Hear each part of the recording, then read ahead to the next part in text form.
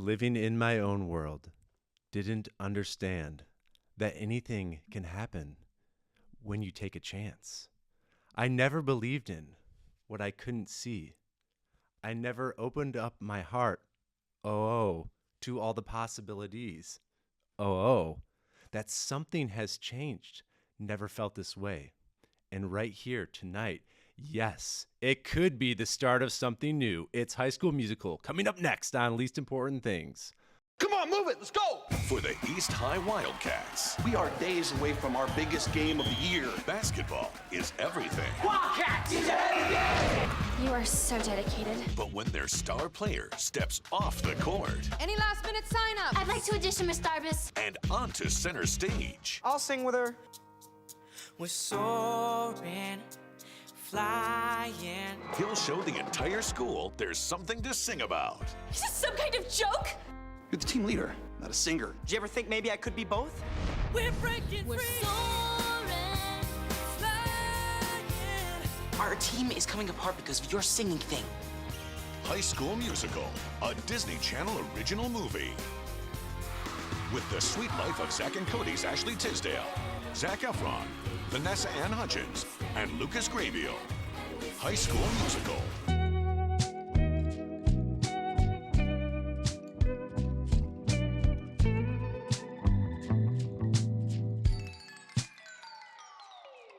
Welcome to a podcast called Least Important Things, a show about movies, friendship, and finding meaning in the most important of the least important things.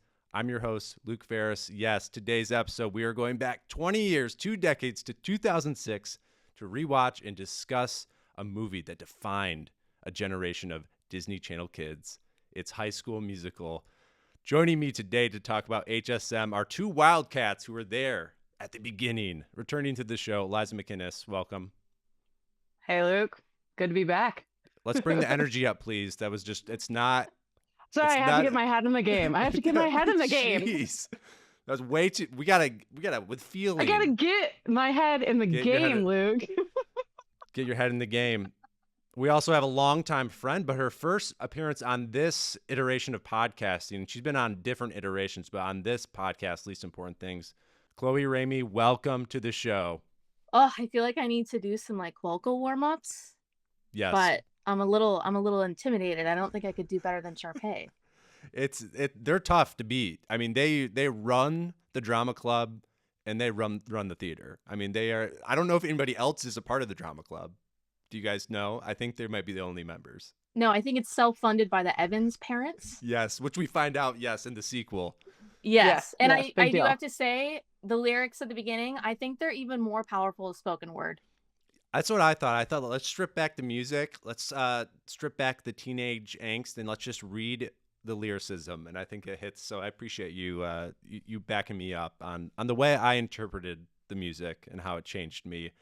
Friends, you are here today to talk about High School Musical. It's been 20 years, and I have to ask both of you, do you remember watching this movie for the first time? We'll start with Eliza. Do you remember when your eyes first watched this amazing film? I do. It was a big deal. I feel like something shifted. For me personally, I was 9, almost 10 around that time, and it was a big deal watching it in the basement of the parents' house and fighting with certain brothers about flipping the channel between I don't know if you'd remember Fairly this, Odd Luke. Parents. Fairly Fairly Odd Odd Parents. See, and I remember Stomp college. the Yard. Okay, I remember college hockey being part of that too. There was like a There's hockey. a lot of channels. I was flipping through all the channels. Yeah, Luke was really wanted to not watch that movie, and I think the riling up of the younger sister was a really fun game because I was getting furious. I was very passionate. I'm like, I didn't know what was happening to me when I was watching this for the first time, and I like grew up like with a couple musical like stuff from like my dad or my the eldest of the family was, you know, big drama nerd and loved every musical under the sun. So I definitely had some influence and some like kind of peek behind that curtain of what a musical could be or what it is, and then this knocked out of the park, and it really hit home. Like I was like, I need to be Vanessa Hudgens like right now so bad. like if I don't get that New Year's Eve singing karaoke with a random guy at a weird vacation, family What is life? vacation. What is life without that? I don't want to continue. Like that was a big deal. That was a big deal. Kloey, how do you remember the build up to that movie? Because, I was there with you being a jerk of an older cousin, picking on his little cousin and little sister. However, that movie, it was the opening night on Disney Channel. It wasn't like it was a big deal.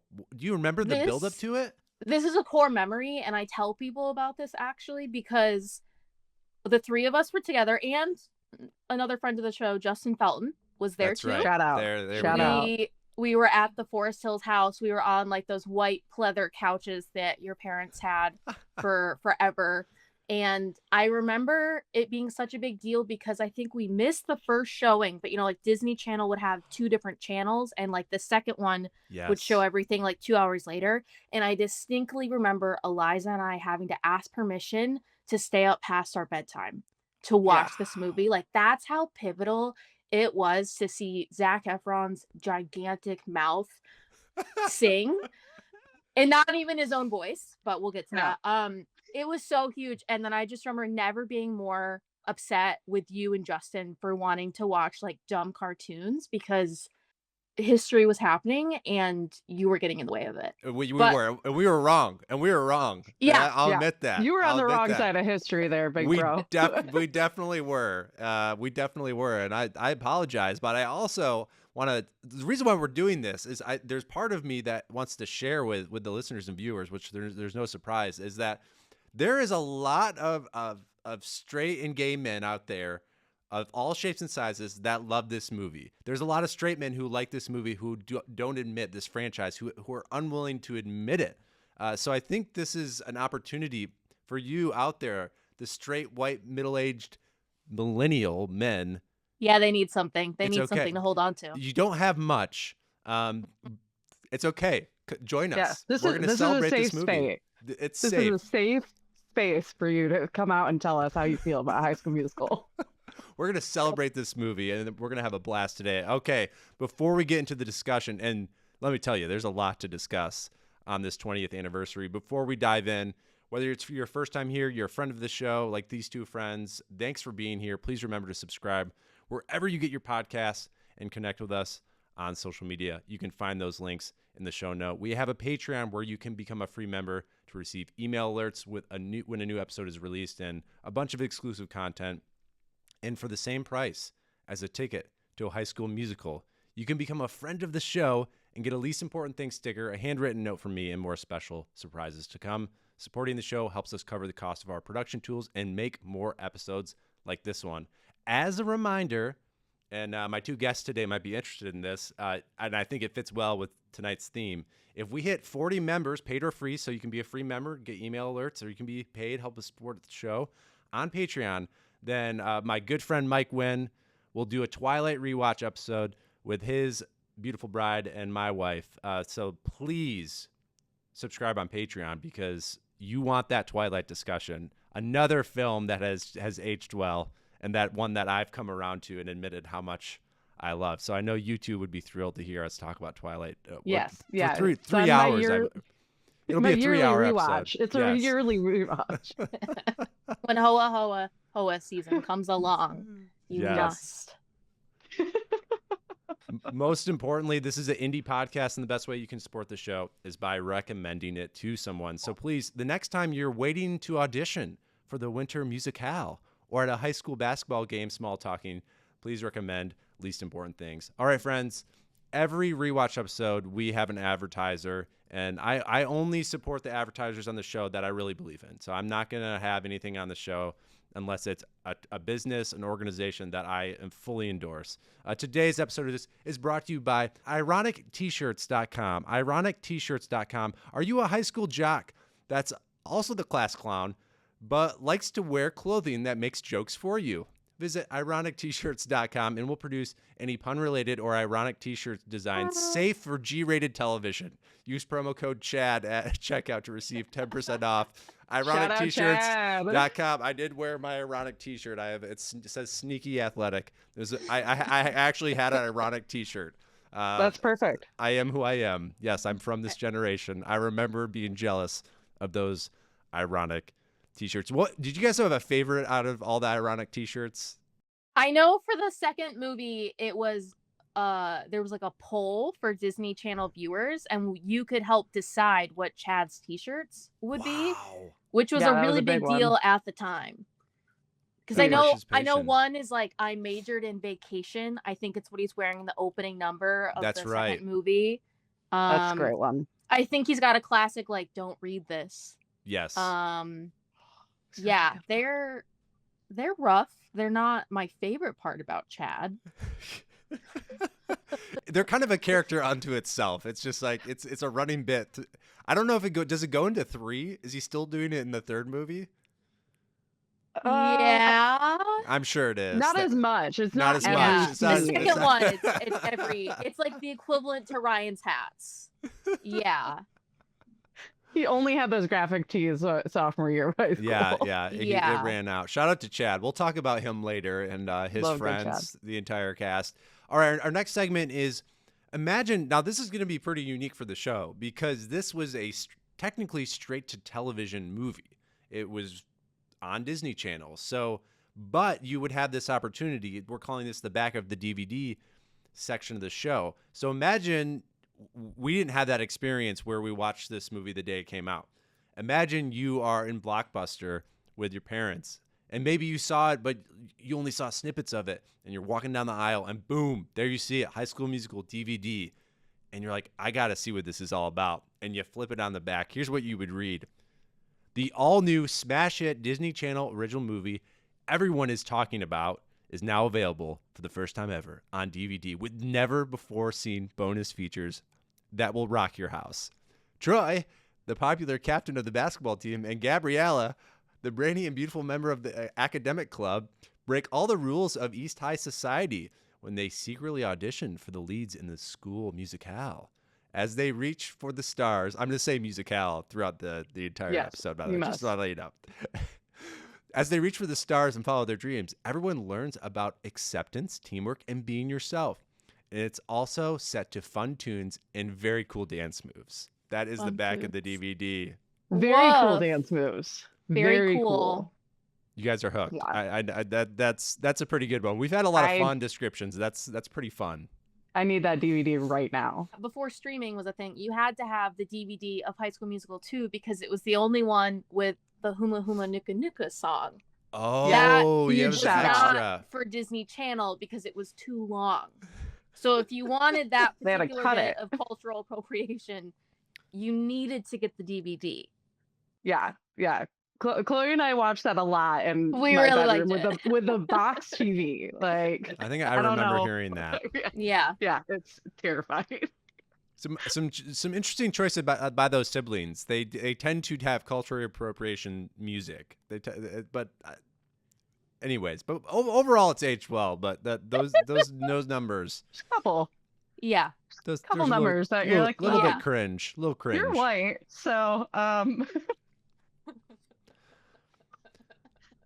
All right, if you were reading that DVD, you would also learn, of course, that this was directed by Kenny Ortega. He's the legendary choreographer of Dirty Dancing, and he directed Hocus Pocus. Definitely in that Disney Rolodex, and became obviously very famous from this movie.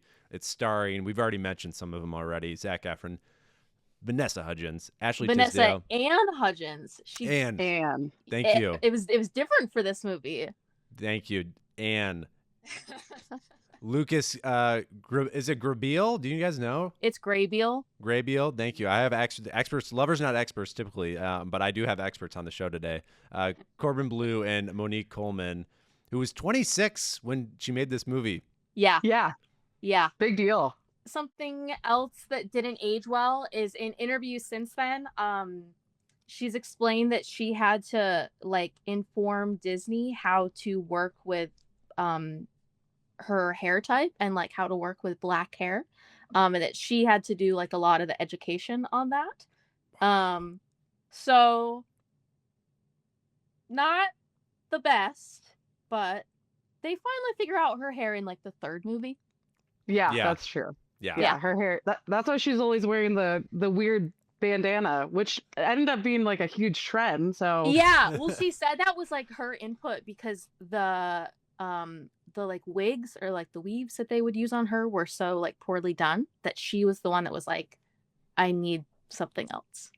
Wow, that's interesting. That's a good fact. That's a good Yeah. fact that you can fact check. I'm impressed with that one.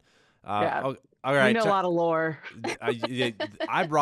There's a reason why you guys are on this show, because you guys are experts. So keep it coming. Time to get in some nerd stuff that I love to help this bigger theory that I have. Okay, the budget was $4.2 million.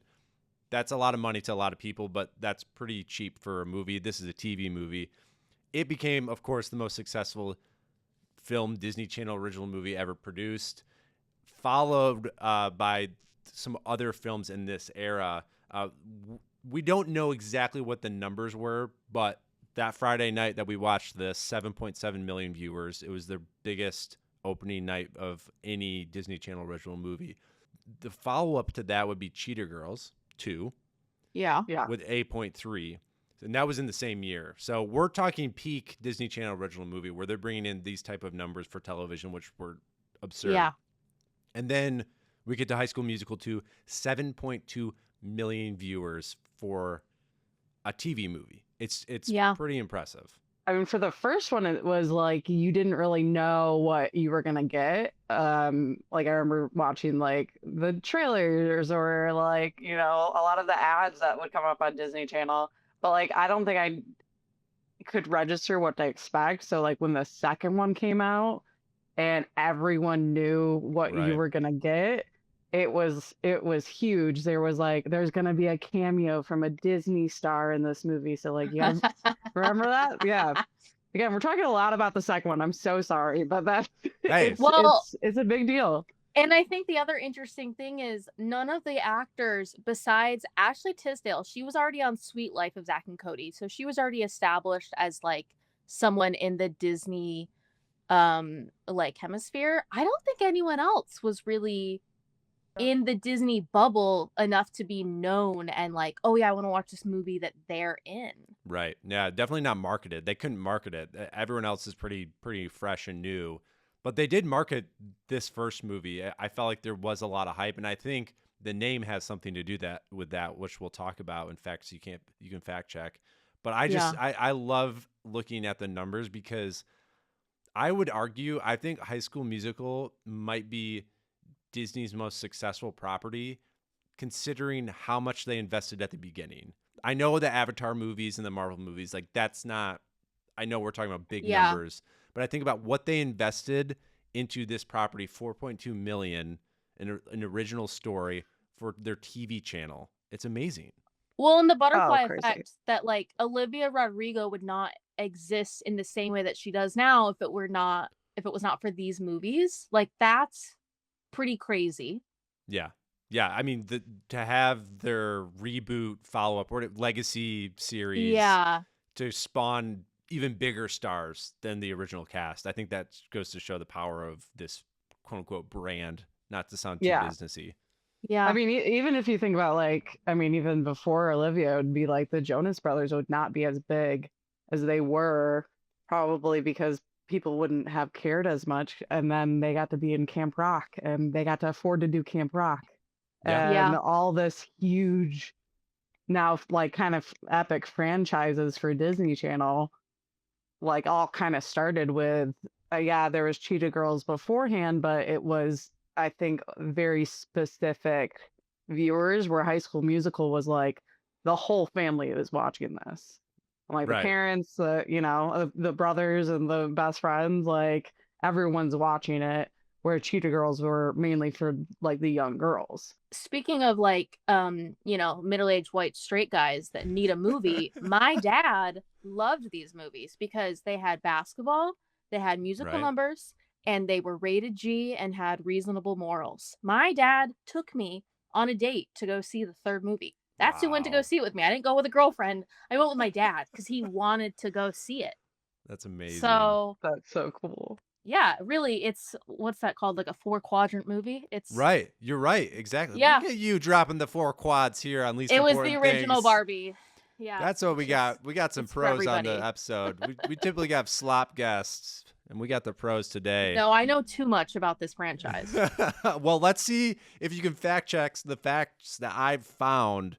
Again, I'm not going to do the work, but Chloe might be doing the work. Eliza might be doing the work. Okay, so if this is wrong, let me know. I'm going to run through some facts. So when I was rewatching this movie last night, I was connecting the themes to Grease, and I was like, this is a modern day Grease without it being Grease. I did a little digging, and it sounds like this really started with a 1999 script called Grease 3, which was going to be Britney Spears and Justin Timberlake as like the modern Danny and Sandy, but it was shelved and obviously rewritten into High School Musical, and there was probably something to do with the rights. I don't know if that's true. Grease 3 sounds awesome. I wish that could have happened. But you can see With Britney. the DNA that the DNA that came from that Grease. When we think about Grease, that's a generational movie. Is it too crazy to say that High School Musical is our generation's Grease? No, it absolutely was. It absolutely was. I'll show it to my kids one day and be like, this is what it was like. It Yeah. was not. And it's but a little bit more age appropriate for the That's for true. actual That's it children. actually ages better than Grease, honestly. Yeah, I think it definitely has. The working title of High School Musical, we mentioned it. Originally, it was just temporary, but Yeah. the producers decided to settle on it. And I think that's the power of the movie. And I think that was part of the marketing on Disney Channel that worked, because it was just like, oh, this is High School Musical. And it just was clear that what this movie was going to be about. And it lived up to it. I Yeah. love that. It was a big deal. I don't know if the Britney and Justin thing is a confirmed fact. I haven't watched any interviews with Kenny. Yeah, I feel like there was that it was supposed to be a Grease movie. Think about how many supposed things were pitched to those two in the late 90s, early 2000s that never came to fruition. So we don't really know. It's hard to, like, their agents probably got so many ideas pitched to them, and I'm sure something like this was thrown around. But I'm glad we finally got to what we're at, because it's much better. The filming of this movie took over 24 days. It was filmed at an actual high school in Salt Lake City. Yep. And Chloe, can you confirm, because you did live in Utah, can you confirm that this is a real place? Yeah, I lived about 20 minutes away from there, and every time we see mountains in the movie, I'm like, that's not New Mexico. They're not orange enough. That is Utah. I know those exact mountains. Did you ever go? I wanted to, and then I just kept putting it off because I was like, it's a really big deal. And then in 4 years, I never went. Because also I was like, who am I going to go with? I don't want to go alone. I'm an adult. I can't show up to this high school. It's a real high school, right? It's not a like real high school. It is a real high school. The mascot, I want to say, is a cougar. It's like, so they can use like the same like sculptures that they have. because there but was a sculpture in one scene. You can see it Yeah. next to the In bulletin the board. front, yeah. Sharpay's locker, to my understanding, has been memorialized. Okay, that was what I learned. So we're confirming it. This is the best fact check segment we've ever had on the show. Someone who actually lived 20 minutes away. Yeah. That's as close as we're going to get to sending a reporter to And fact check something. They filmed the show with Olivia Rodrigo in the same place. So like they Oh, I didn't returned know to that. Utah. So Zac Efron actually, God, we're getting into it. Let's get Zac lost. Efron is a Let's- spokesperson for like Kodak, like the protein. Oh yeah. Or is it Kodiak? Yeah, Kodak. Yeah. Kodiak, They're out yeah. of Utah too. So like the whole cast kind of has like a little bit of an affinity to Utah, Olivia Rodrigo included, when she did her like first Disney like music video documentary movie. It's a road trip through Utah. So like the whole cast really feels strongly about Utah. And I'm guessing it's because they had nothing else to do and they were just like stuck there, and it's the desert and it's so hot that I don't know. They were just hanging, doing the I Utah guess thing. so. Wow, what is Disney's affiliation with Utah? This is their gold mine because they have Secret Lives of Mormon Wives in Utah as well, to Hulu, which is owned by Disney. I can answer that as well. I'm so sorry. It's because in LDS culture, most kids grow up in the arts. Oh, okay. The amount of adults in Utah that I met that know how to tap dance is insane. I've never met so many adults that are like, yeah, I can tap dance. And they're like proud. So that's why like the majority of Dancing with the Stars, those professional dancers are actually from Utah as well. Most of them are from the same company in Utah. Wow. This is unbelievable. And like the reason why like that theater being in a Utah high school makes sense is because Utah puts money into their theater departments. My husband and I would go to high school productions where we didn't know anyone because we just wanted to watch a musical, and the budgets were crazy and the kids pretty good. Wow. That's Okay. insane. That might like correct something later on in the show with that actual fact. It makes sense because I think if you were just watching this, one of the gripes of this movie compared to some of the high schools in the Midwest, it's like that's not a high school theater. There's no way. Yeah. And this was 2006 too, so like rewatching it and just being like seeing their digital boards. And yeah, it's a nice high school. The lights. Oh, their crew department was working so hard. That's what I was thinking the whole time. I was like, I want to be on their crew. Yeah, budget. I agree. It was a big. I mean, well, and then if you look at their locker rooms, I'm like, this is high school. How do you have these locker rooms that are this nice? Yeah. Bring me back, East High. I'm ready. For. Yeah. Do you have any eligibility left? Can I transfer? Transfer? No, seriously, I would love to. Well, maybe we'll have to go back one day. We could do at least important things on the road and visit Sharpay's locker. Live on location. Yeah, and all feel awkward as adults going into a high school to pay homage to a locker from a film. For the second one, let's just go to the golf course. We'll just go to the golf course. Which is also in Utah. That is in, I think, St. George, Utah, which is like the southern part of the state. And that's why it's so like orange, because the topography down there is more like Arizona. Oh. Yeah. Wow. Our Utah experts. I know Utah trips. Let's go. So this is sorry. great. This is great. Okay, a couple more facts that I'm going to roll through here. Matthew Underwood from Zoe 101 fame was offered the role of Troy Bolton, but it's declined because, of course, he was at the rival channel, Nickelodeon. Thank God. Big deal. That wouldn't have worked. That wouldn't have worked. Yeah, that's not what that's not what I wanted. That's not our Troy. No. He has the hair, and that's kind of that was it. In That's the tan. the only thing. In the tan. That's about it. In the tan. Yeah.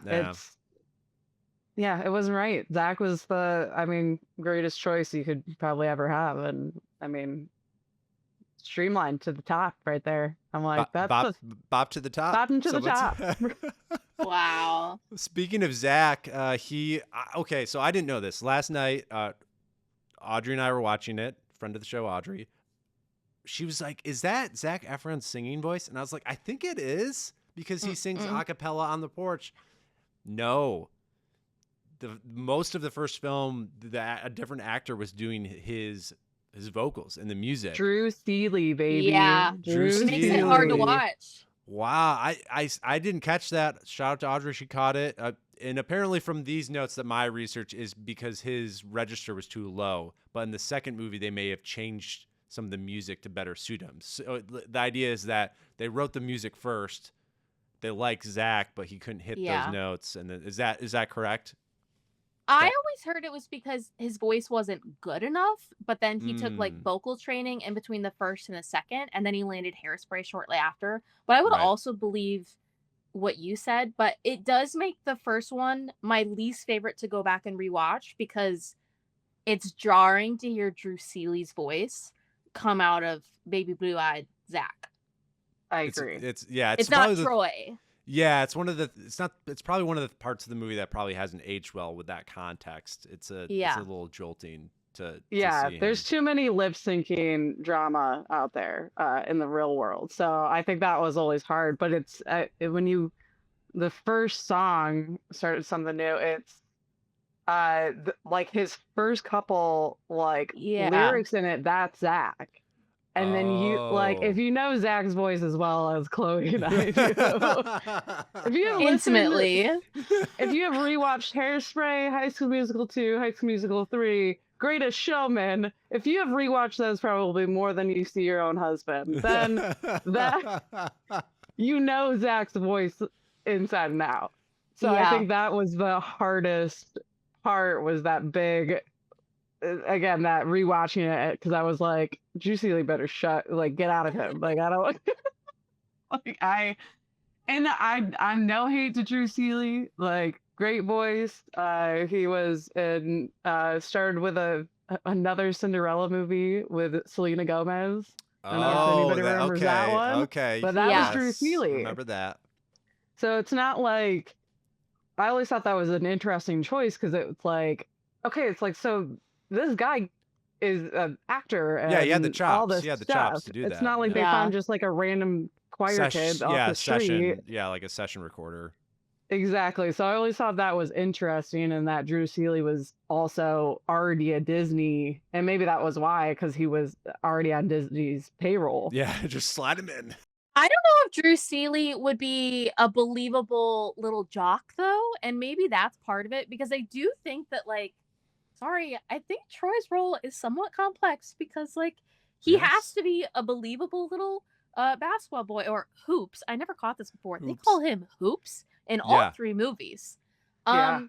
But like, and you have to believe that like him dipping his toe into the arts is new, but that he still like makes sense in like both worlds. And I actually do think that Zac Efron increasingly, like, I think he does a good job in the first one, but like by the third one, I actually think he's doing some good work for DCOM.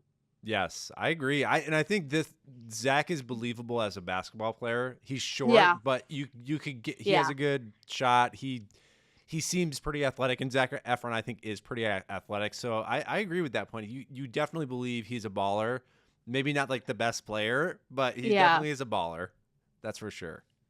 I He's got a mean, good jump shot. so many scenes I'm like that, they're really, I mean, using real basketballs. Like, it's not like the whole thing was CGI. I mean, Yeah. there's couple moments, I but mean, it's crazy, and we'll get into it later, but that whole number still is crazy to watch. Like, this is Yes. it still feels really revolutionary and fresh in the world of TikTok and Yes. all this stuff that we see. To see the size and the amount of extras in all the scenes, but specifically the basketball scene, it's so complicated. It's pretty amazing. We'll get into those scenes too. Last fact check, just for fun, since we already talked about ironic T-shirts. Apparently, Corbin Bleu designed those ironic T-shirts. I don't know if that's true, but he also wore the 3 watches on his first appearance, and they decided to keep it in.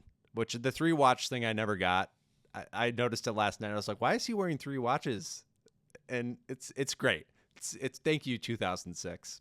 thanks, Thank Corbin. you. Yeah. Um, I do feel like they're like, we gotta make him a little kooky, Yes. just a little bit.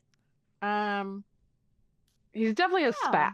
spaz, and I think that's like, I think it's very authentic. That, I mean, because like in the high school realm, yeah, there's like the jocks, but it's like they're so high energy, like they're all spazzes. They're like The entire toddlers. cast, everybody. I rewatch the movie, everybody, and watch the background actors for the mathletes or whatever, the nerds. Watch them act in the background. These kids are giving it their all. They're just like shocked, like reacting to Gabriella talking.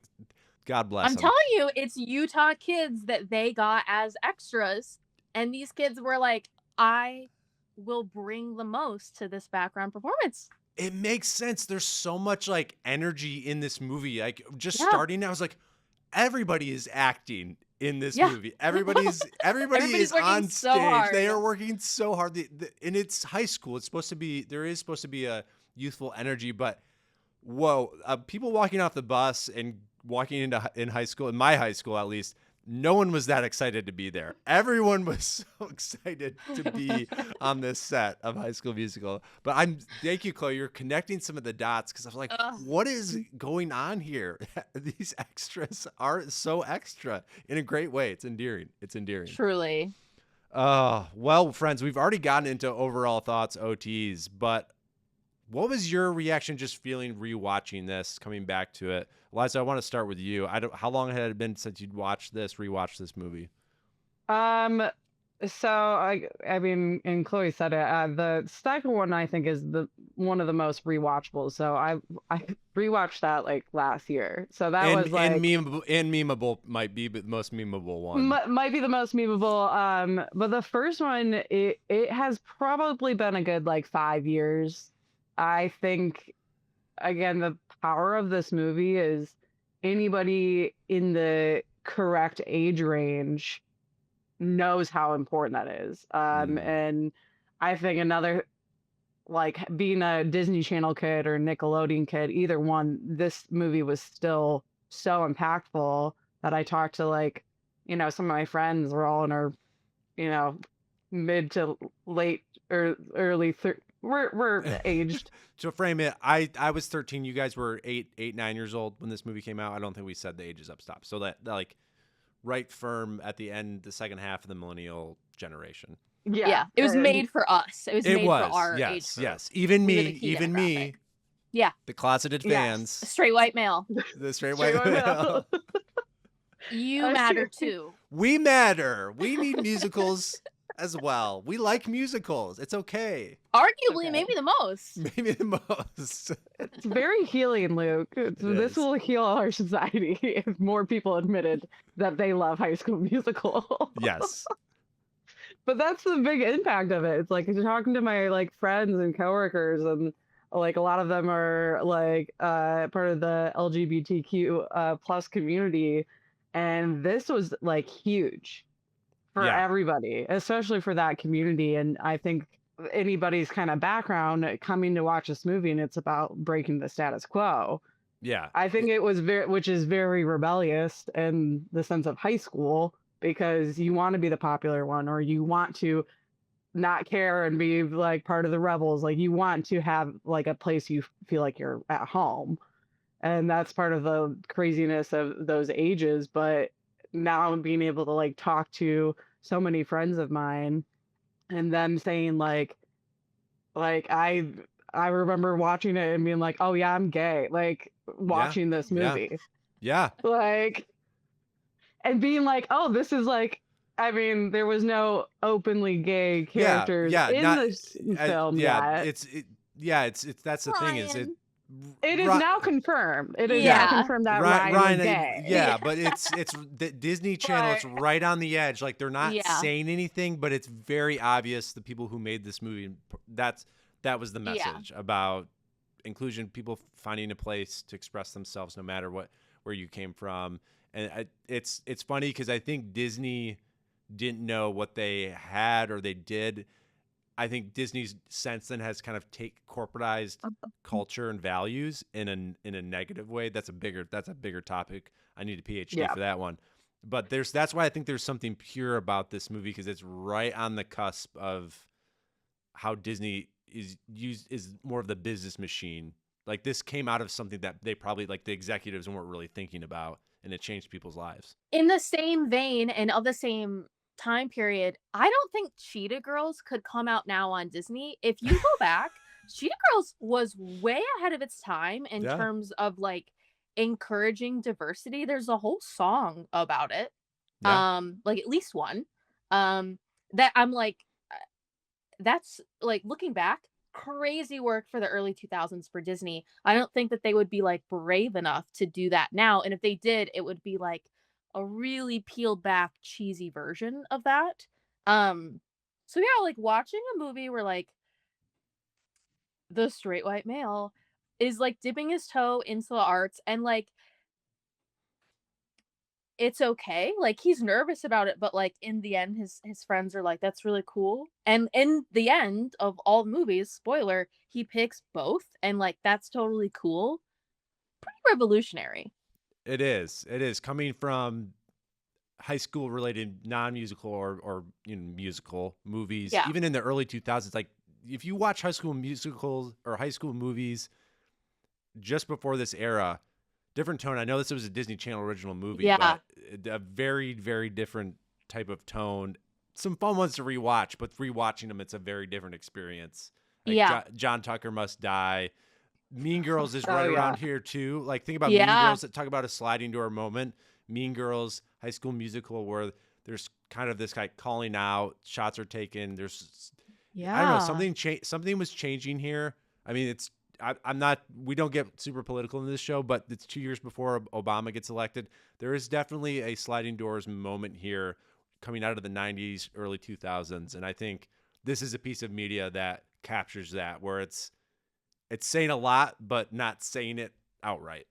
Yeah. And that's where the timing of it was kind of perfect because it's, you got High School Musical, and then kind of I think what like streamlined this was then you got like Glee, like which Right. again, Oh my gosh, yeah. huge change. on Big Fox, on Fox Network television. Yes. That was a network Yes. television primetime show.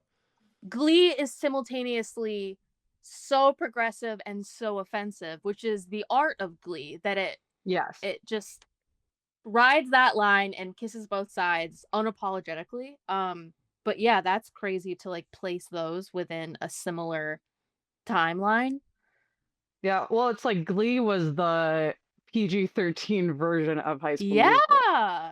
And that was really cool because it's like they took all this like kind of underlying things that High School Musical was kind of saying, and they dramatized it, Amplified which it. yeah, Yeah, even but more. would Glee have existed in the same way if it weren't for High School Musical? We'll never know. We'll have to ask Ryan Murphy. I don't There know. you go. Exactly. I mean, do him and Kenny hang out? Like, what was the? Did they have some table talks? They Like, have some stories probably that they do not want to. There's probably a lot of stuff that they know. I will say things that didn't maybe age as well, but what I also noticed from my rewatch is there's a through line in all three movies that Zac Efron's character Troy needs this scholarship so bad to get into Oh, the college. Mind scholarship. you, in the first movie, when him and his dad are having this conversation on their basketball court at their Yes. house, the camera pans back and shows their mini mansion. And I'm like, do you really need this scholarship to get into school, buddy? Do we need that? Like, I don't think we need to apply this pressure on this kid when, like, mom and dad are balling out. Kloey, you brought up something that, and I want to have everyone to have an opportunity to get overall thoughts in, but I'm going to jump ahead to Lisi's and Bessie's and get into Lisi's because that tees up a big theory that I want to talk to you guys about. This is the Nick Parker and Elizabeth James honorary Lisi for least mature parenting decision. There's only one nominee, and it's Coach Bolton. I have a theory. There is something going on with Coach Bolton. I think his wife is making the money. She's the breadwinner. I don't know what's happening. There's right. a prenup. There's something going on because this guy is so butthurt about his life. He's living vicariously through his kid, and I know I'll tee you up, Liza, for what's next. This isn't a new storyline, but there's something going on. The Bolton and Darbus tension. I don't know if it's sexual. I don't know if it's like We can only hope. historical. I like it all. There's good chemistry between them. But Coach Bolton, there is something there that is underlying. There's a darker story on this side. But Liza, where did some connections come to you when you rewatched this with Coach Bolton? wonderfully, I forced my husband to rewatch this with me. I think it was his first time watching High School Musical. Oh yes, because he was now watching this in A high school, and middle virgin? school. He was a my virgin. Gosh. It's because HSM he wasn't virgin. a virgin in high school. That's why. He says that he had friends and didn't watch this. But another amazing thing about my husband is he is a diehard One Tree Hill fan. So the second Coach Bolton comes on the screen, he's like, "That's Dan Scott." Oh, That was the absolutely. big thing. It's Diet He's Dan like- Scott for sure. Yeah, he's like It's G-rated. G-rated Yeah. Dan Scott. Yeah. He doesn't try to kill his he's like a brother. little bit like Keith too. Like he's got a little Keith because he ends up being like nice, but like he's got a lot of Dan Scott. And I'm like, it is a big, One Tree Hill. That was I mean, the only other basketball TV show or thing really happening. So I think that was really fun that Coach Bolton, I don't know if there was some. I mean, I can't remember when. It's a nice house. That's all I'm saying. It's a very nice house. So there might be a trust, something like that, with the scholarship, all of that. Kloey, what are your thoughts on the Bolton family? What's going on behind the scenes? I do like the idea that Troy's mom is the breadwinner.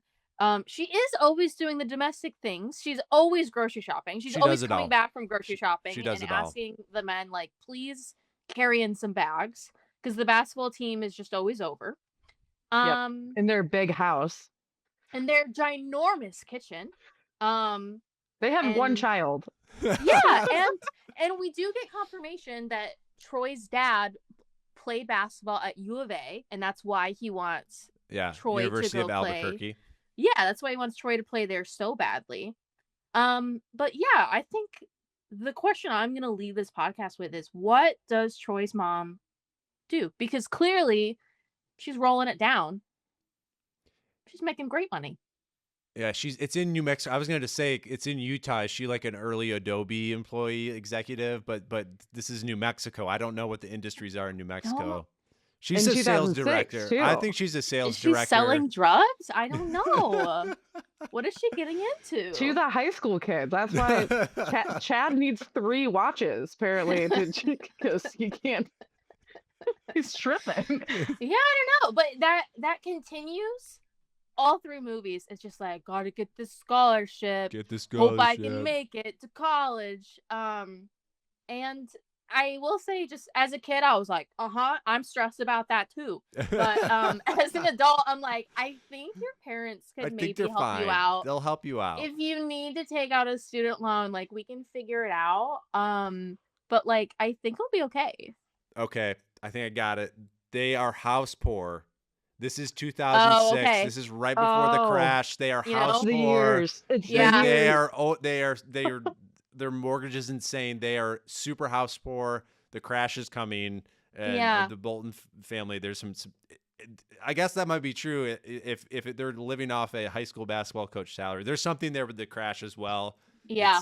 There might be there. It's going to be a rough 2008 for the Bolton family. Thank God that we're getting to this. Someone has to. Yeah, the We real got to get the answers. Well, and it might be the reason why, Mr. Bolton is pressuring Troy so much is because there's He feels the something Troy pressure. doesn't know. Yeah. Is like, we're not going to be able to afford to send you to college. Like, that Yeah, might are be. Are we going back to like a Pride and Prejudice era where it's like, you must take care of the family, you must get an education and then marry well, so that way we may be taken care of in our old age? Like, that's what it feels like we're going back to.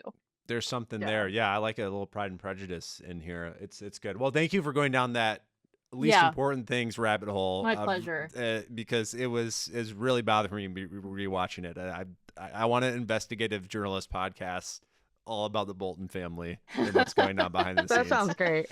All right, let's move hire on. a PI. Yeah. Let's move on to least realistic high school thing. And I'm gonna take one off because I was thinking about, you would never have that nice of a high school auditorium or drama budget, but Utah. I do have to say, Enough we haven't gone too deep into Miss Darbus, who was on rewatch absolutely cooking this entire. That would be my favorite The best role. character. If the I best was, character. she was probably in her 40s, 50s actress, and she got that part, and they were like, "Go for it, go everything, take every single caricature of a drama teacher, and just give it all out So there." many scarves, so many wraps, as if she just like walked through the costume department and like everything fell on her and she just like went about her day. Yeah, So the good. glasses Also- with the chains. They're Beautiful. so annoyed by her, but like, I'm sorry, who else do you want as a homeroom teacher? You want the drama teacher because they don't care. No, absolutely not. I also didn't notice that she has a stage in her classroom. Yes. Yes, she does. Big and she deal. goes on the stage. I think she may be paid for that. I don't know if that was part of the She drama built that budget. herself. She definitely had that at home, and she brought it in. Oh man. They made that in woodworking. Like, Oh my gosh. Oh, we'll talk more about her, but I just wanted to shout that one out. Okay, we mentioned it. Everyone excited to be at high school. No, I was never that excited at just coming off the bus. No one was ever that excited. Correcting the teacher in math class. Did you guys ever correct a teacher in math class? I've never seen that before. I don't think in high school. I didn't go to math Where class. a teacher was writing on like the whiteboard and they were Yeah. corrected. If I did, it wasn't in math. I don't think. Yeah, in But math, I I wouldn't feel like put it past me. I don't know. yeah, I feel like you were maybe on the edge. Out of anybody, Chloe would be the one. Definitely the only one on this Yeah. call that you would have been Gabriella correcting. Yeah. I So don't you're fact know. check. I feel bad for that math teacher because she was pregnant and she was probably Yeah. like, oh That gosh, was a big deal. we got this smart kid in this class and she's correcting And she's me. new. and She's a transfer new. too. Oh, it's gonna be Yeah. a rough semester. The musical teacher forcing her kids to work on the musicale for detention. Maybe in Honestly, Utah, but baller That feels move. right on the money for me. I had a teacher like that. She she wasn't the drama teacher. She was our science teacher. I'm gonna call her Okay. out, Miss Sturm. She You know never who you wanted are. to be a teacher. She wanted to be a vet. She did not get into MSU's vet program, even though she had a 4.0, which she did like to share with us. Oh, of course. So she became a teacher, and she taught Zoobot. I never had a biology class in high school. I had zoology and botany because that's what she wanted to teach. And one of the things that you had to do in her class was make maple syrup, which then she would sell to benefit Yes. her club, which was FFA. So in my head, exact same thing. Darbus doing the same thing. Putting Yeah. the kids to work. I love it. Yeah. I love it. So I actually do believe that. I think that there's some jaded high school teachers out there who maybe did use students for that. for child labor. We also have kids shaming other kids having hobbies. And then I think the big one is the giant poster of the high school Oh basketball my team on the wall gosh. with one player specifically's head the size of the hall. What one stands out? Was there any other least realistic high school things outside of singing throughout the entire movie? Probably like I do think High School Musical does a good job of like obviously there's some high school hotties, but like a lot of the background characters look like regular kids, and I think Agreed. that is a win. Huge one. Like Sharpay's fashion is obviously a something, but like otherwise I actually kind of feel like the fashion was like pretty on par. Oh, totally. I think For we'll talk about it 2006. more. I would say if you had kids in the future or your grandkids and you wanted to point to a movie that accurately described the fashion of what it was like to be a high schooler, Yeah. I would point to High School Musical. It was elevated a little bit, but it was pretty accurate. Yeah. Well, and like Zac Efron's haircut is such a hallmark of like the time of Justin Bieber and The just like that. Bieber which listeners, viewers, you have to know, we have two early adopters of Bieber as well on the call, OG Bieber fans. So I got to give you guys a Yes. shout out Oh my in full gosh. transparency. And Ed All Sheeran, my- and Ed All Sheeran as my well. lore is tied to Eliza. I'm sorry, some of the best concerts I've ever been to in my life. So I just got to it's- give you guys credit. I got to give you guys credit because you were watching YouTube videos, and I was like, we had the best what is taste of going the like. on? We Who had is the this best kid? taste. You guys Oh knew. my gosh. I was wrong. You guys knew. You guys knew. I mean, Chloe introduced me to Justin Bieber, so that was a big deal. And then I took her to a Justin Bieber concert. My first So concert. that was. I that had was a- dreams that he would be my first kiss. Now I'm pretty grateful that never happened. But at the time, Not from our seat. I loved him. I'm like, we had a better chance at the Ed Sheeran concert, dude. You're so real for that. Also, Jason Um, Derulo was also at the concert. So. Oh, there we go. Yeah. Wow. Name drops. Big name drops. I'm trying to think of what else was like not believable. Really, the money thing was probably just the most like I can't get past this Disney. But otherwise, yeah, I think a lot of it felt really believable. Yeah. Hmm. I think have that's one. Go ahead. I think my biggest one would be that Ryan and Sharpay always get the leads in the musical, but the musicale. Sorry, It's musical. correcting. Whichever musical. And I think the biggest thing is because a lot of musicals or plays, there's romantic leads. You're so right. And they're brother and sister. And I think I would have a very hard time believing that they have never put on a production where they weren't romantic leads together.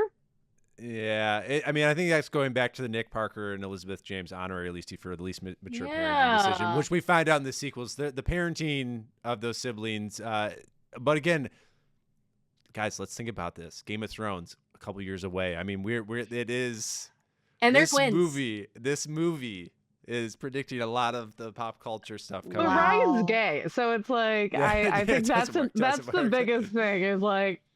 You can sing romantic songs with like your gay best friend, and it's fine. Do we need to talk about Ryan? Because I've got a lot to say about Ryan. I have a lot to say about Ryan. Let's bring up Ryan. Kloey, first jump in here. Why can't Ryan read? That's my question. Why did that have to be something that we gave? Why is that a plot line? Yeah, we don't need that. Why is he dumb? He doesn't have to be dumb. They do make him seem like he is on drugs, like he's overprescribed like Ritalin or something. I don't know. Like he's on ADHD medication or something because that poor kid, they did him dirty in this first movie. I need to know about the hats. I need to know, it was that a Lucas Grabeel decision? Was that Kenny Ortega? Was that the costume department? I need to know who was like, what if we give this guy a different hat every day? 9. There was 9 hats that Ryan wore throughout the film. Incredible. The fedoras and then the caps, I think, are beautiful. But it's like, I think those are, and I think maybe it was, I don't remember hats being, I remember hats starting to be a thing because of that. I remember there was a big fedora phase. Yes. You had one. You had one, Eliza. I like how you're like, there was this big fedora. I don't know people wearing fedoras. That's I didn't see anybody wear them. I heard that there was fedoras worn by people. Well, and with a vest. And the vest. And I wore it with a vest. We're already talking about this. I got to run through this. We can talk about Ryan as well, but outfit that's least likely to come back into style. We talked about Ryan's 9 hats, boxers and sagging jeans, fashion belts that aren't used actually as a belt, exposed undershirts, teenagers wearing blazers or vests, stiff collared patterned shirts, sparkles, or the New Year's Eve outfits of both moms. Oh my gosh, I felt so bad for both moms on New Year's Eve. I was like, and she does a twirl. I was like, we don't need to do a twirl. Different movie. Those outfits were for a different movie. They're beautiful women too. It's just. I would also like to add to the fashion choices the basketball shorts that go like practically past your knees. Oh yeah, that is like such a staple of those Kloey, times too. That's one of my favorite part of the movies. Those basketball jerseys were so cool. That's and one those of the like silky material. The silky material and the little like little holes. Almost like shoulder pads, little shoulder pads. It's just like a little groove. Pads. Oh my god! It was all about baggy shorts. So you wanted as baggy as possible shorts, and then eventually got so bad. If you watch college basketball highlights from that era, the tops were so super tight, and then the shorts were just so baggy, so they just looked like little children. Ridiculous. It was ridiculous, but back then, coveted. So cool. I mean, they're capris for men. I mean, honestly. Also capris. Capris and Bermuda There's shorts a lot are of bigger capris in the second movie, but because it's summer. I mean, the capris are raging. Are any of these coming back into style? What do you expect coming back into style? Any out of this list? The blazers had a moment. You know, like there was like a period of business casual when we like around the time of High School Musical, where like you'd wear like a pink velvet blazer, but you know, blazers were like cool again. Like 2 years ago to wear them casually. But it was like baggy, right? It was like baggy. Yeah. It was like and 80s style. It was more like millennial girl boss moment. Right. The vests really make me think of the Jonas Brothers, and I wouldn't be surprised if the vests came back. I really don't want it back. them to. I miss it. I don't want them to. Isn't Joe wearing vest just without anything under it right now? Isn't that kind of his look? Joe's making a lot of questionable choices. We don't stand with Joe. We stand with the Queen of the North. I don't know. I really try and stay away from that man now. I'm mad at him. We gotta get Amy on the podcast. Yeah, I was gonna say we do have a Jonas Jonas Brothers insider that might have other opinions, but I that's a whole nother podcast that will be Patreon. Yeah, that'll be for Patreon. I can't wait. All right, what do you think that's coming back? Like I think are the hats coming back? I hope fedoras never come back. I'm okay with the caps. Because it's like the Peaky Blinders caps, but let's make them pink I or have orange. some, but it's they're actual. They're not lime wool. green and sparkly. Yeah, they're not lime green and sparkly. I think I would love if Gen Alpha got really into like the really skinny long scarves, just so that they too could age poorly. And that they could look back and be like, oh, because I wasn't quite old enough for that. I am an elder Gen Z. But I do not participate in the skinny scarves. I like barely made it through, but I witnessed it. You saw it. And you saw it. I think I'd like to see it again. I don't know. I'd like to see Gen Alpha's stab at it. All right, Alpha, bring it back. This is your time. This is your time to shine. If you want to get ahead of the trends, watch this movie and pull some pieces out. Go thrifting in your aunt or your older sister's closets. I'm gonna give a shout out here. I think Troy's outfits are pretty timeless. Besides when he's wearing the collared shirts, he does a Canadian tuxedo. I think the baseball shirts and blue jeans look classic. Great. So good. Look great. Yeah. He's got Adidas Sambas. I think like his looks actually I think are pretty timeless. Yeah. So shout out to Troy. I'm with you on that. And like I think he starts to wear some like canvas top like Vans in like the second movie. Oh, yeah. And honestly, I was thinking the same thing. Like he consistently, stayed. It looks it good. aged well. Yeah, Hey, they and, didn't overcomplicate his fashion. No, and good figure to put like clothes on. Like he definitely looks good. I mean, he was the star out of this movie. So and I mean, you get a shirtless scene. Like that's a big deal. Yeah. in the locker room. I couldn't believe that when rewatching it. Yeah. It He's was shirtless a big multiple deal. times in the second one. Yeah, it was a big deal. And the third. Yeah. And the third. Disney. You got to use wild. it if you got it, Disney. All right, let's move on to besties. All right, best clique at East High. We have the drama kids, we have the brainiacs, we have the jocks, we have the skaters and the cheerleaders. I might have missed a few, but what's your favorite clique at East High, Eliza? I gotta go with the stoners. I mean the skaters. Skaters, skateboarders. We're all thinking it, yeah. They're obviously the stoners. I think that was, more authentically me. I didn't have a skateboard, but I dressed like I did. I was wearing a lot, and I mean this is a couple years after, but I was wearing like a lot of stuff that Rob Dyrdek probably wore, and that wasn't too far off from the skater crew.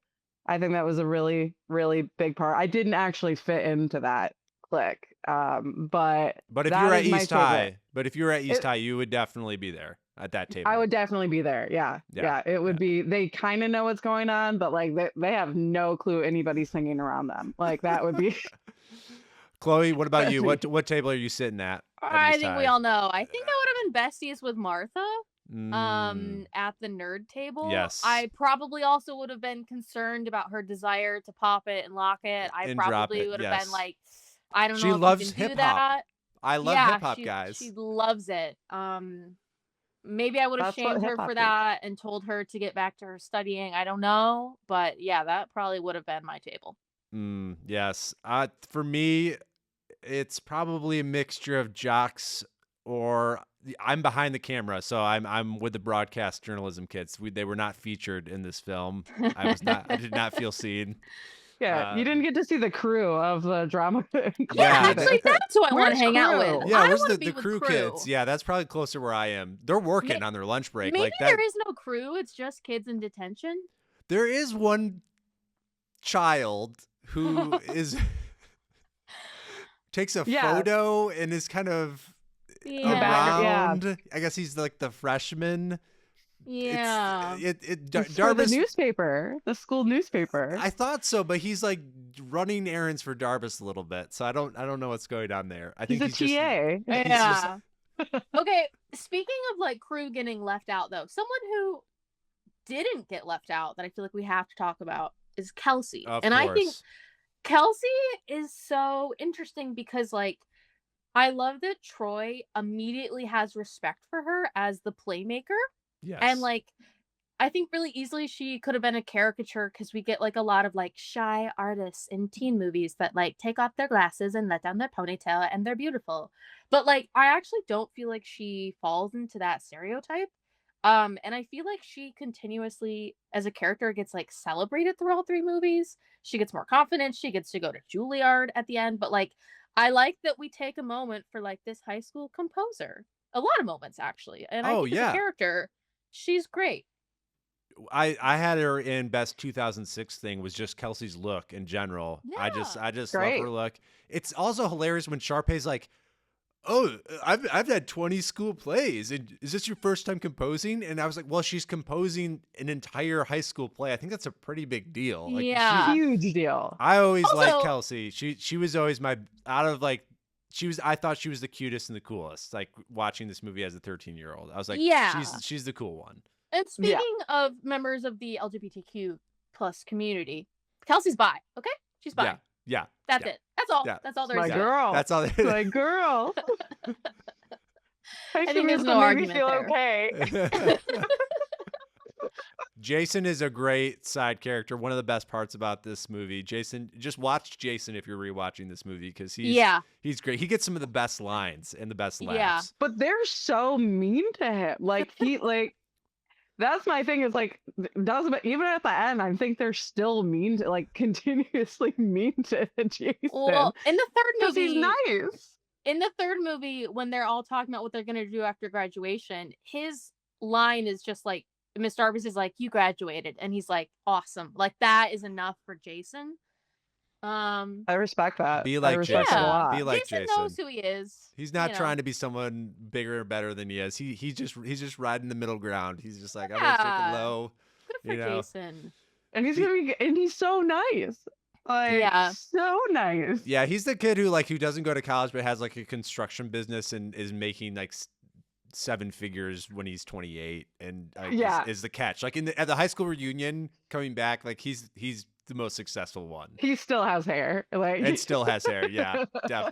definitely. like Troy's like struggling and he's just thriving. One other thing I did catch this time around that just never really struck for me as a kid was, okay, they make this movie so high stakes, like with everything that's going on. Oh yes. It is the first decathlon competition. It is the game to get into the playoffs, and it is callbacks. It is not a real musical. And I kind of love that because that is high school. Everything feels like the end of the world. So it's kind of beautiful in that way, but then also as an adult looking at it, I'm like, none of this stuff is like the important thing. We don't even get to see the important things happen. We're just getting to see like the stuff beforehand. Yeah, it's so true. It's not.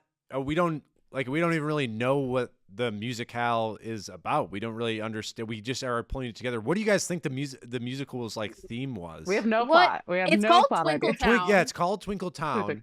What musical has Bop to the Top in it, but then also Breaking Free? Who are these characters? And then also that means that that Troy and Gabriella performed Bop to the Top. That's in right. The musical. I want to see that. What did that look like? I think it's the greatest musical of all time. We just haven't seen it. I want to see them act though. Like that's the thing is like, okay, the kids can sing. Yeah. That's awesome. But like, can they act? Like, can they memorize a script? Like, I'm all in. I think I think that part is very interesting. And yeah, my thing, I want to talk about Ryan more, you guys. Like, I really, 9 hats. Ryan, 9 hats. 9, Enough said. 9 hats. That's all. So good. Okay, let's Season- get into best lines because I got a Ryan line and we can cap off there. Perfect. Someday you might thank me for this. The DJ at the Colorado or whatever they're at the ski resort. He says it all. He predicts it. Here's where the basketball stuff. You can tell that this movie was not created by people who know sports, because Corbin Bleu says a line at the start. He says, "If we win this, we're going to the championships." And then when they win the game, they're champion. They won the championships. They don't really know. I don't really know what's happening here in this league. To quote the SNL sketch, it's some musical theater league, basketball league, because. Yeah. Thank you for bringing up that SNL sketch, by the way. Yeah. And also, like, time-wise, I'm like, okay, it's like 3 weeks after Christmas break. Yeah, you wouldn't be in the championships at that point. Yeah. Even in high school, it would be soon. Yeah. And also, this is the winter musicale, but there's also a spring musicale. But I'm like, When's shouldn't the winter musicale have been the first semester? Darbus you is killing perform it. it That's all I'm in saying. December? Darbus she's doing 5 productions a year. Awesome. That's my what I girl. My girl Darbus is Amazing. killing it. She's got some federal grant, and she's just flying. What I team? guess so. Wildcats, of course. Shout out to Darbus again. The mounting evils of cell phones. Coach Bolton, one of my favorites. Here we go. Where's Troy, Chad? That was a great impression. I've been That was working. amazing. I'm working on my Bolton. That's a good one. Darbus, not really understanding mental health. Go see a counselor to one of the kids trying out.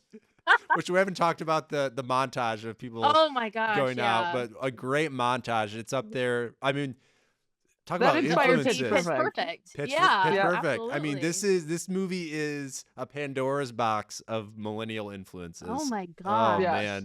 man. Speaking of millennial influences, maybe we're getting punked right now. We'll get to be Ashton. That's when you know Yeah. Ryan is gay. If you didn't think he was gay, Yeah. no one's excited to be Ashton Kutcher that much Oh my than Ryan. gosh. To show how much I loved that quote, I made my husband during that rewatch. I rewound that 4 times because I was laughing so hard. It's Because so it's those good. lines you forget, and then you finally, and I'm like, this is the most brilliant. And there's not a line. lot of in pop culture references. We have Yeah. like the musical theater reference with the fridge in the photo, but that's because it's a musical. So this is one of the Yeah. like clear of the era pop culture references, and it stands out. We talked about hip hop is my passion. Evaporate, tall person. That's been said to me many times throughout From the Kloey. years. Kloey From Kloey probably has said specifically it. has said it to me many times. One of my favorites, just call me freaky callback boy. That's a good one. That should be like Yeah. someone's Instagram That should handle. be the T-shirt. That should Yeah. be the next Just call Chad me T-shirt. Okay, we'll get that with the lip merch. Yeah. Just call me Freaky freaky callback callback boy. boy. And then gotta shout out Ryan here at the end. When he's him and Sharpay are just finishing Bop to the Top, and he's talking about the jazz hands, because Everybody loves jazz. it's a crowd favorite. While he's That's- smiling, that's the peak for the movie for me. And out of breath too. It's like they're like, It's a crowd "Okay," like- favorite. Oh my gosh. Ryan, he's breaking free of Sharpay. Sharpay. Yeah. It's his own rebellion within the act to do the jazz hands, because it's a Yeah. crowd Yeah. favorite, because he knows the crowd. Shout out to Which Ryan. I do love. I love all those lines. My favorite is a Coach Bolton line, and it's "What the heck are those two doing in a tree?" Yelling that at Darvis. Great confrontation scene, by the way. Iconic. Yeah. Oh, him and Darbus going at it. I could have used 20 more minutes of that. Yeah. We really missed out on them not having a musical number together. Yes, which was another fact is they're somewhere. Where is the Darbus cut? I want it. I don't think they filmed We it. know you have it somewhere, Where's Kenny. the Darbus Like, cut, Kenny? I I want think it. they were probably like, oh, the kids aren't gonna want to care about like the adults. Like they're not gonna want that. I want it. All right, let's move on to the big one, best musical number. We've got the start of something new, New Year's Eve. Get your head in the game. It's hard to believe tryouts, the whole tryouts. So you can move into if there's a piece of that you want to take out with the tryouts. Stick to the stuff you know. Shooting Star, Bob to the Top, Soaring and Flying, and all in this together. What's the best musical, Eliza? What's the best number in High School Musical? I Get your head in the game. That's it. That's it for me. It's hard. It's hard to be. I mean, but another personal favorite, like ballad wise, is A Start of Something New. I still love that song, and I still will play it every New Year's Eve, hoping to find my Troy. I'm married and happily, but like if he's out there, like if I could sing karaoke well, I would. Hey, if you like a movie under 2 hours that just gets into the action right away, High School Musical is for you, because that first number right away, it's incredible. Yeah. Kloey, what about you? I think Get Your Head in the Game like encapsulates all there is to love about High School Musical. Like, it's just number one. I think it's probably what hooked a lot of people is just the complexity of that whole idea, and it's symbolic of the whole movie. It's meta. If you watch, they're doing a musical number as basketball players with basketballs, where he's hoping that his teammates don't realize that he wants to sing. Yeah. It is absurd, and that's awesome. I also think that is my favorite musical number, and I think overall this movie looks great. Rewatching it again, it looks amazing. It was shot on film. This is right before the digital revolution. I believe it was shot on film. I didn't confirm that, but it was. It looks the like way it. Looks. It's right before stuff goes digital. It looks great, and you wouldn't expect that of a TV movie, produced for TV movie. But rewatching, I was like, this movie looks amazing. It still holds up visually, and then all the things we've already talked about.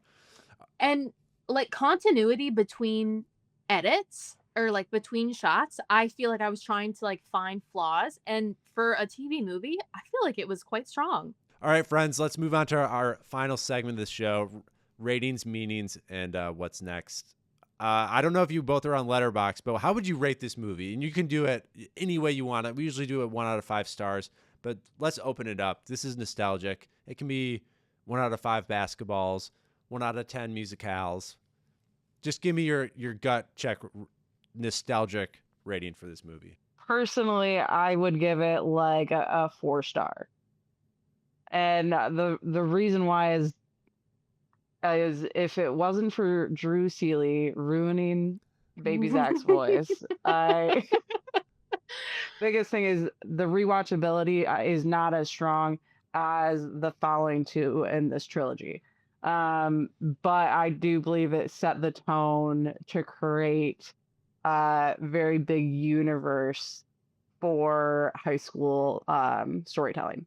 Yeah, I feel similarly. I feel like it has reached a level of perfection, but I do think the second and the third reached higher levels of perfection. So I think if I take away a point for Miss Montez's giggling, I would give it 4 out of 5 of Ryan's hats. Yes, that's the rankings. Yes. Yeah. I'm gonna give it 4 out of 5 Ryan's hats as well. Yeah. But it's only because I'd give it a 5 or an 8 out of 5 for Ryan's hats as far as impact and legacy.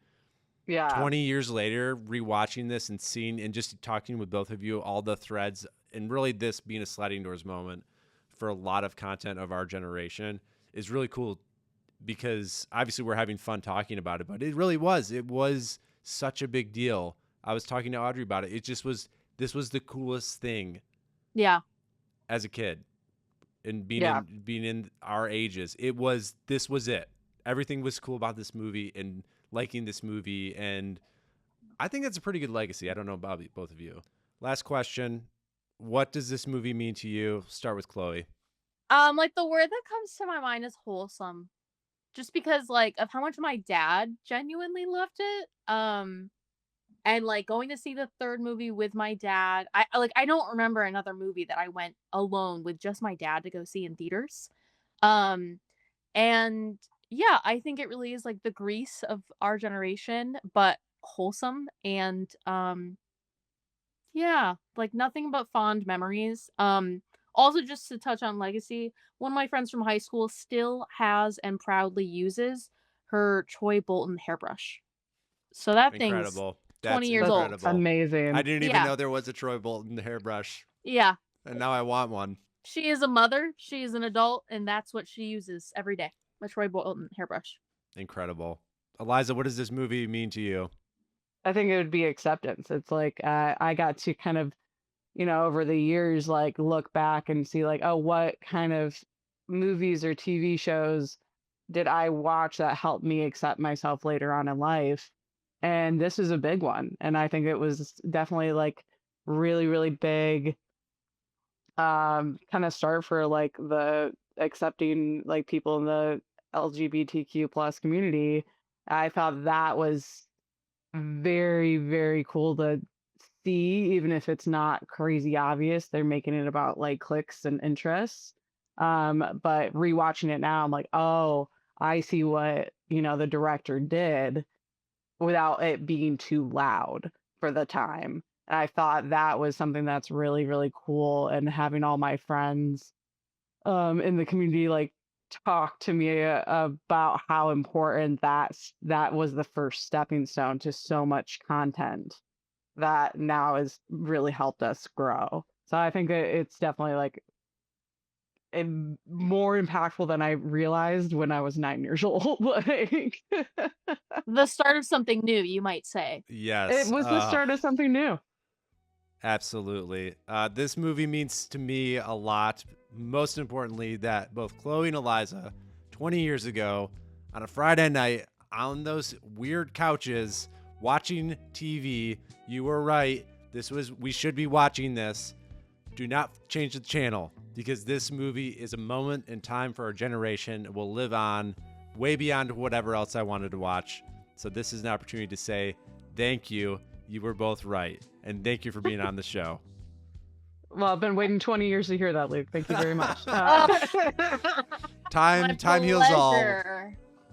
It See was you next year to amazing. cover the second one. Yeah, you guys back for the second one, which we might have to get some other guests, because there's some other millennial white men who love the second one even more than the first one. Bring them in. I'm talking Hell to you, yeah. Paul Knapp. I'm talking to you, Jacob Felton. Yeah. Do you want to borrow my DVD of it? Oh yeah, we got to get that. I have my DVD. You can't miss I'll bring it up. Nuka Nuka Apoa. Yeah, Yeah, you gotta watch the deleted scenes. Thank you, Eliza. Thank you, Kloey, for being on the show. Thank you, listeners, viewer, for going back, stepping back in time to this great movie.